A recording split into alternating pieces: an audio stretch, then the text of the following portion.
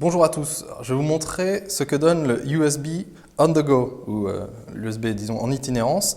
Alors le câble, c'est un câble spécial, il ressemble tout simplement avec une prise micro USB mâle de ce côté-là, une prise USB femelle ici. Ça ressemble à un câble normal et en fait c'est simplement écrit sur le package pour le choisir.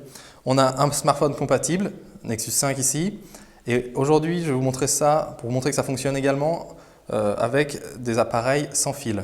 Alors c'est tout simple, on va simplement brancher donc le câble au smartphone. Dans notre cas, on a remarqué que ça ne marchait pas si on branchait d'abord le câble et ensuite les périphériques. Donc on branche d'abord le périphérique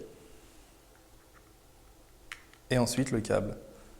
C'est aussi simple que ça. Ensuite, là, vous voyez, je vais me déplacer en fait. Vous voyez, là, je suis avec le clavier.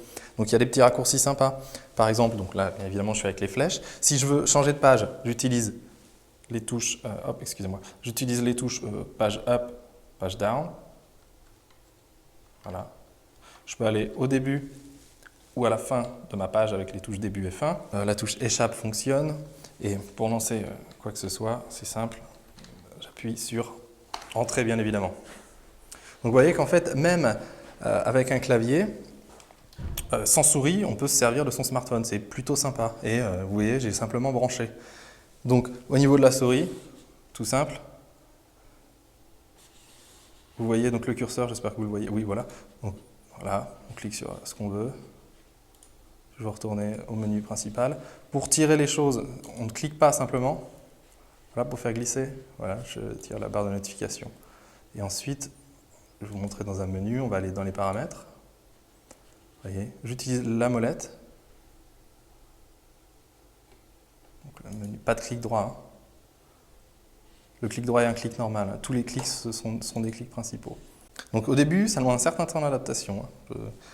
Là, je ne vais pas vous montrer tout ce qu'on peut faire en le branchant avec un hub USB, comme on vous explique dans l'article, qu'on peut utiliser un hub pour brancher également sur un grand écran et vraiment transformer son smartphone en console de jeu, en base de home cinéma, ce qu'on veut. Tant que le smartphone est assez performant, en général, ils le sont, des smartphones haut de gamme vont tous l'être, vous pourrez vraiment vous éclater avec le USB on the go. Les touches lecture des claviers vont fonctionner. Voilà, on change de morceau. Le son également. Ouais, si vous avez des bons périphériques, c'est vraiment très complet. Alors du coup, avec le on the go, on peut presque faire de la concurrence aux tablettes en fait. On va avoir, si on a un port HDMI sur certains appareils, on en trouve, on peut utiliser carrément, comme je vous le disais, le smartphone sur un écran. Alors dernier détail, vous me direz pourquoi on n'utilise pas des périphériques Bluetooth. L'avantage, c'est que ça n'utilise pas du tout de batterie, contrairement au Bluetooth, le on the go. Également, on peut utiliser n'importe quel clavier. Là, j'ai un clavier et une souris sans fil. On peut utiliser des vieilles souris à boules, tout ce que vous voulez. Tant que c'est de l'USB, ça fonctionnera avec l'USB on the go.